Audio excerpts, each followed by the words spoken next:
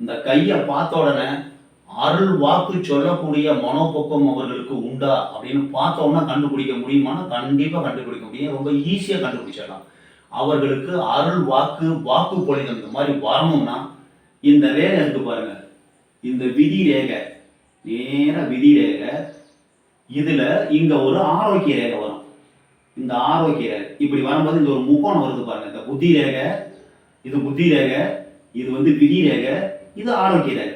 இந்த இந்த முக்கோணம் நல்ல சிறந்த அமைப்பில் எவ்வளவு தூரம் நல்ல சிறந்த முக்கோணமா இருக்கோ அவர்களுக்கு அருள் வாக்கு சொல்லக்கூடிய ஒரு மனோபக்குவம் அமையும். ஆன்மீகம் பக்தி இதுல சிறந்து விளங்கி அருள் வாக்கு சொல்வார்கள். வாக்கு பலிதமாகும். இந்த புத்தி ரேகை நல்லா இருந்து இந்த விதி ரேகை ஆரோக்கிய ரேகை புதன் ரேகை சொல்லுவோம். இந்த மூணும், இந்த புத்தி ரேகை, விதி ரேகை, ஆரோக்கிய ரேகை, இது மூணு சேர்ந்து ஒரு